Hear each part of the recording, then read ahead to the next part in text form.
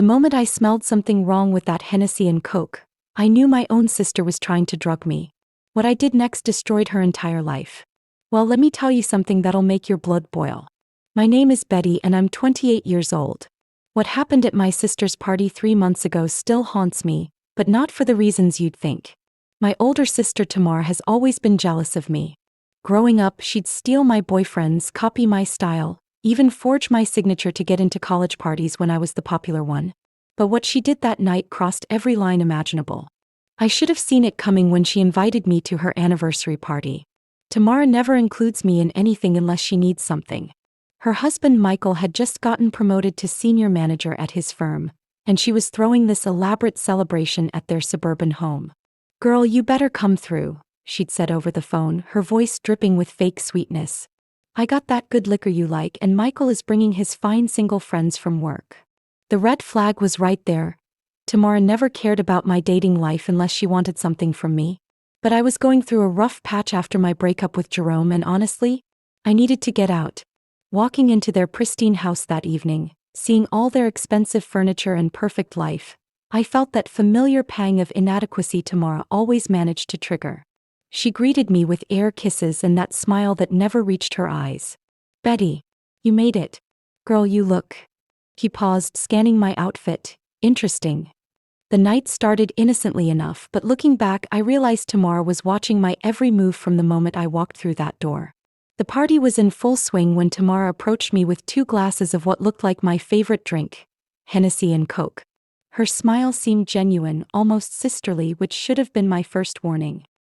"Here, sis," she said, handing me the glass. "I made this special just for you.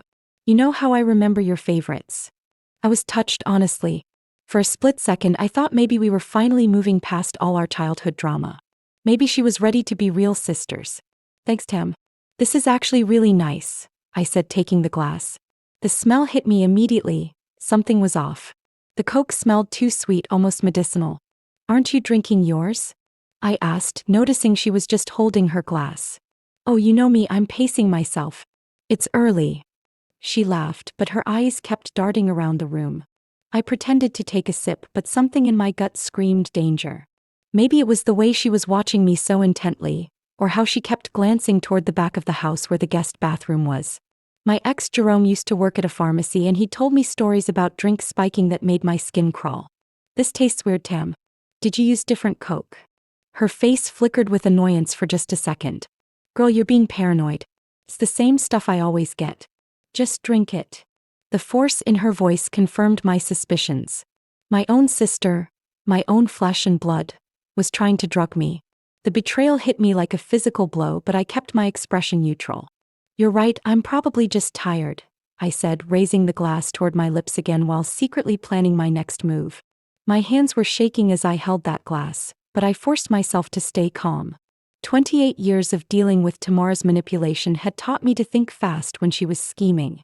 "I'm gonna use the bathroom real quick," I announced, setting the drink down on the kitchen counter. "Wait." Tamara's voice was sharp, desperate.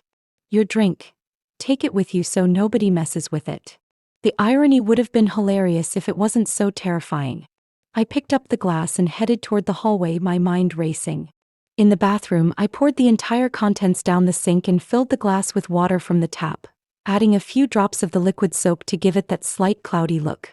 My phone was buzzing with notifications, but all I could focus on was the sound of my own heartbeat. What was Tamara planning to do to me? Was someone waiting in a back room? Was she going to let some random man assault me while I was unconscious? The bathroom mirror reflected a woman I barely recognized, eyes wide with fear and fury. This wasn't just sibling rivalry anymore. This was criminal. When I emerged, Tamara was right there waiting, practically bouncing on her heels. "Feel better? Now come on, drink up. The night is young." "Sure thing, sis," I said, taking a fake sip of my soap water concoction. For the next hour, I played the role perfectly. I stumbled slightly, spoke a bit slower, let my eyelids droop. Tamara's excitement was palpable. She kept checking her watch and whispering to some guy I didn't recognize. But inside, I was stone cold sober and plotting my revenge. Michael was Tamara's pride and joy, her trophy husband with his perfect smile and corporate success. He was also completely oblivious to his wife's twisted nature, which made what I was about to do feel like poetic justice. The opportunity came when Michael stepped out onto the patio to smoke with his work buddies.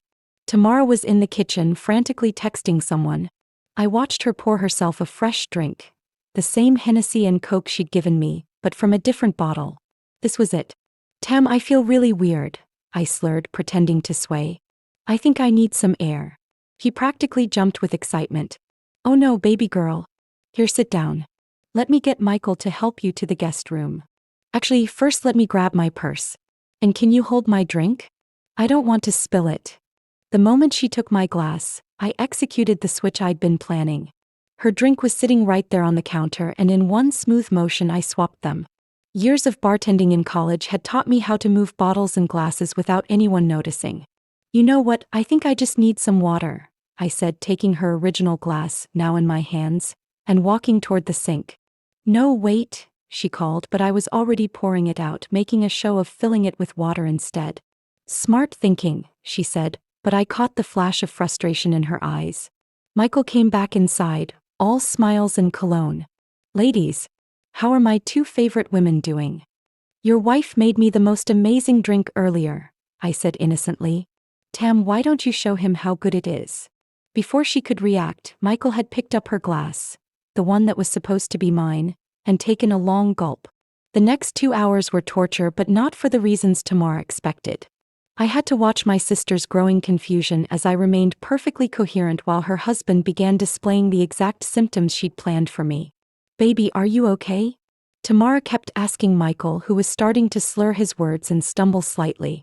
I'm fine, honey, he laughed, but his eyes were getting glassy. Just feeling really relaxed. This is a great party. I stayed close, playing my role as the concerned sister-in-law. Michael, maybe you should sit down? You look a little pale. See. Tamara snapped at me, her mask slipping. You're not the only one who can feel weird at parties. But I could see the wheels turning in her head. This wasn't part of her plan. I was supposed to be the one getting increasingly incoherent, not her husband. The mystery man she'd been texting kept appearing and disappearing, each time looking more confused when he saw me chatting normally with other guests. At one point, I caught him approaching Tamara with obvious frustration. What's taking so long? I heard him whisper. I don't know, she hissed back. Something's wrong. Michael, meanwhile, was getting more affectionate and loose-tongued by the minute. He kept pulling Tamara close, telling anyone who'd listen how much he loved his wife, how beautiful she was. Under normal circumstances, it would have been sweet. But watching Tamara's growing panic as she realized her plan was falling apart? That was the sweetest thing I'd seen all night. Tam, I said quietly, moving close to her ear. Your husband seems really out of it. Maybe we should get him some water.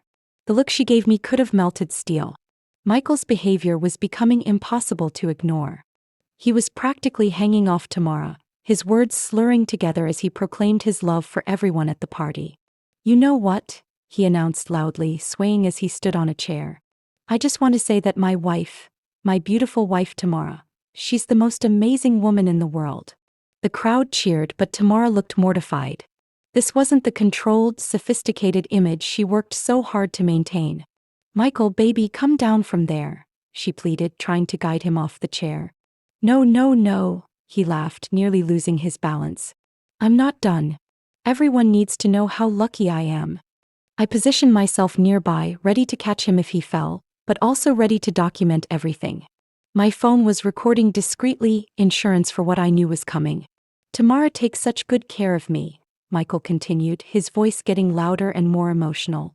She makes me drinks, she plans these amazing parties. She's always thinking about what's best for everyone. The irony wasn't lost on me. Here was Tamara's husband, drugged with the very substance she'd intended for me, publicly praising her for the kind of care she'd just tried to show me. Michael, honey, you're embarrassing yourself, Tamara whispered urgently. Embarrassing myself? He looked genuinely confused.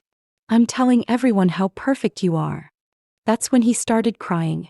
Not just tearing up, full-on sobbing while still standing on the chair, telling the increasingly uncomfortable crowd about how emotional he felt, how much he loved everyone. Several guests started exchanging glances. A few people pulled out their phones. This was going to be all over social media by morning. And Tamara? She looked like she wanted to disappear into the floor. I decided it was time to really sell my act. Walking over to where Michael was still making his emotional speech, I put on my most concerned voice. Tamara, I think something's really wrong with Michael. Look at him. This isn't normal drinking behavior. She whirled around to face me, her eyes blazing. What are you trying to say? I'm saying maybe we should call someone. Has he taken any medication tonight? Mixed anything with alcohol? The question hit her like a slap. She knew exactly what had happened, but she couldn't say anything without admitting what she'd tried to do to me. He's just had too much to drink, she stammered. Tam, I've seen drunk and this isn't drunk. This is something else entirely. I kept my voice loud enough for other guests to hear. Michael, when did you start feeling like this? Right after I had that amazing drink Tamara made, he announced cheerfully, swaying dangerously on the chair.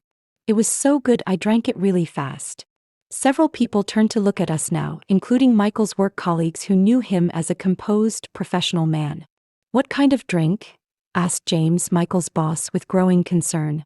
I don't remember. Michael laughed. But it made me feel so happy and relaxed. Tamara's the best bartender ever. I watched Tamara's face cycle through about 12 different emotions in the span of 5 seconds. She was trapped between her crumbling plan and the growing audience of witnesses. Maybe we should get him to sit down, I suggested helpfully. And probably call someone. This really doesn't look like alcohol. No. Tamara said quickly, then caught herself. I mean, he just needs some air. He'll be fine. But Michael was getting worse, not better, and everyone could see it.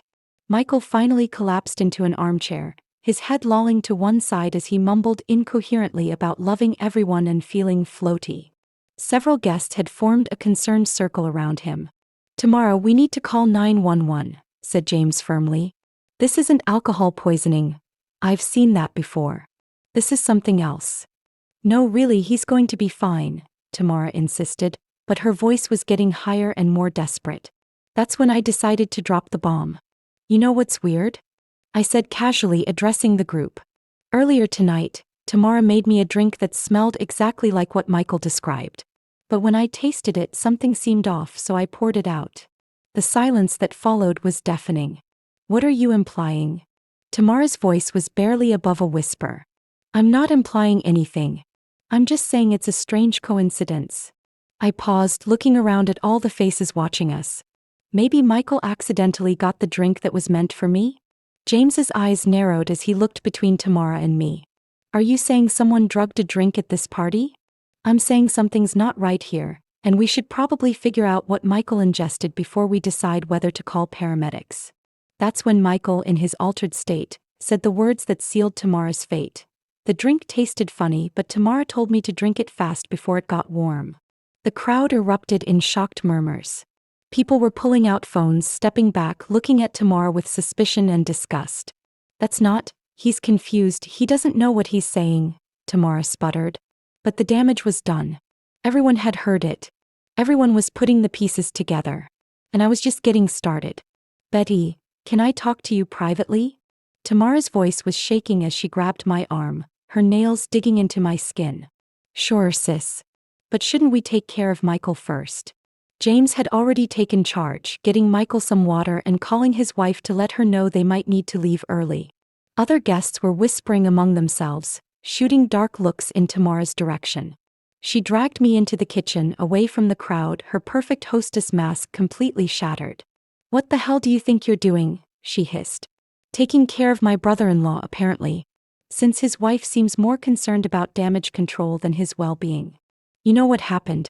You know exactly what happened. Do I? I crossed my arms, staring her down. Why don't you explain it to me, Tam? Use your words. Her mouth opened and closed like a fish. She couldn't say it without admitting everything. The drink was meant for you, she finally whispered, her voice breaking. Say it louder. I don't think I heard you. The drink was meant for you, she repeated, tears starting to flow. It was supposed to be you, not him. Ah. I nodded calmly. So you did try to drug me. Your own sister. At your own anniversary party. You don't understand. I was desperate. Jerome left you and you've been so depressed, and I thought maybe if something happened someone could take care of you. Stop. My voice cut through her rambling like a knife. Don't you dare try to make this about helping me. What was the plan, Tamara? Who was supposed to take care of me while I was unconscious? She couldn't answer, but the guilt written across her face told me everything I needed to know. My own sister, I whispered. My own flesh and blood. It wasn't supposed to be like this. Tamara was crying harder now, mascara streaming down her cheeks. Derek just wanted to meet you, and I thought if you were more relaxed. Derek? Who the hell is Derek? He's been asking about you for months. He saw your pictures on my social media and kept saying how beautiful you were, how he wanted to get to know you. My blood ran cold. And instead of just introducing us like a normal person, you decided to drug me? You never would have given him a chance. You're too picky, too closed off since Jerome. So you thought you'd take away my choice entirely? My voice was rising despite my efforts to stay calm. You thought you'd make me helpless so some random man could do whatever he wanted to me? It wasn't like that. Then what was it like, Tamara?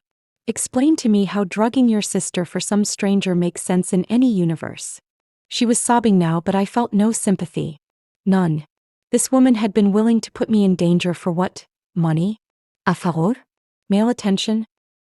He said he'd help us with the house payments, she whispered. Michael doesn't know we're behind on the mortgage. Derek has money, and he said if I could just get you two together. You sold me. The words came out flat, emotionless. You literally tried to sell me to pay your bills. It's not like that. It's exactly like that. You took money from a man in exchange for promising him access to my drugged, unconscious body. She flinched like I'd hit her, but I wasn't done. Where is he now, Tamara? Where's Derek? Her eyes darted toward the back door. He left. When the plan didn't work, he left. Of course he did. Predators always disappear when the spotlight hits them. By the time we returned to the living room, Michael was feeling slightly better but still obviously impaired. James had made the executive decision to end the party early, and guests were filtering out with concerned whispers and backward glances. Tomorrow we need to talk about this, James said quietly as he helped Michael to his feet. What happened here tonight isn't normal. I know. I think someone might have spiked the drinks, Tamara said quickly, shooting me a desperate look. Someone did, I said clearly. The question is who? The remaining guests, maybe 8 people, turned to look at us. These were Michael's colleagues, people whose opinions mattered for his career, his reputation, his future. I think we should call the police, said Jennifer, Michael's coworker. If someone's going around spiking drinks, that's assault. No. Tamara's response was too quick, too panicked. I mean, Michael is okay now. No harm done, right? Actually, Michael slurred, leaning heavily on James, I feel terrible. My head is pounding and I keep getting dizzy. This isn't a hangover. This is something else. I pulled out my phone and showed the group a screenshot I'd taken earlier. I did some research while we were waiting to see how Michael felt. The symptoms he's experiencing match Rohypnol or GHB, date rape drugs. The room went dead silent. Someone at this party drugged Michael with date rape drugs, I continued, looking directly at Tamara. The question is why and who was supposed to be the real target. Jennifer pulled out her own phone. I'm calling the police. This is serious. Wait, I said, holding up my hand. Before we involve law enforcement, maybe the person responsible wants to come forward. Maybe they want to explain what happened and why. All eyes turned to Tamara. She was trapped and we all knew it. I need to use the bathroom, Tamara whispered, but I blocked her path. No running away, sis. Time to face the music. Michael looked up from where he was sitting, his eyes struggling to focus. Tamara, what's going on? Why is everyone staring at you? The moment stretched out like an eternity. I could see Tamara calculating, trying to find a way out, but there wasn't one. Too many witnesses, too much evidence, too many people who'd heard what Michael said. Tell him, I said quietly. Tell your husband what you did. I can't, she sobbed. Then I will. I turned to face Michael and the remaining guests. Tamara drugged what she thought was my drink, intending to incapacitate me so a man named Derek could assault me. When Michael accidentally drank it instead, her plan fell apart. The explosion of shocked voices was immediate. Jennifer was already dialing 911. James was demanding details. Michael was staring at his wife like he'd never seen her before. Is that true? Michael's voice was barely audible. Tamara, is that true? She collapsed into a chair, her whole body shaking. I'm sorry. I'm so sorry. I never meant for you to get hurt. You never meant for me to get hurt? His voice was getting stronger, anger cutting through the drugs. What about your sister? You were going to let someone hurt your sister? You don't understand the pressure I'm under. The mortgage, the credit cards, keeping up appearances. So you decided to pimp out my sister-in-law? Michael tried to stand but wavered. My wife is a... I can't even say it. The police sirens were getting closer. Through the window I could see red and blue lights reflecting off the houses across the street. Tamara looked at me one last time, her eyes pleading. Betty, please. I'm your sister. No, I said firmly. Sisters don't try to destroy each other. Sisters protect each other. You stopped being my sister the moment you put that drug in my drink. The police arrested Tamara that night. Derek, it turned out, had a record, 2 previous arrests for sexual assault that had been pled down to lesser charges. When they searched his apartment, they found photos of me printed from Tamara's social media, along with detailed plans about the party. Michael filed for divorce immediately and moved back in with his parents.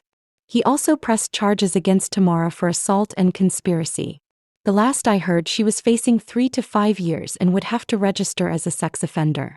The story spread through their social circle like wildfire. The perfect suburban couple with their perfect house and perfect life. It all crumbled in one night.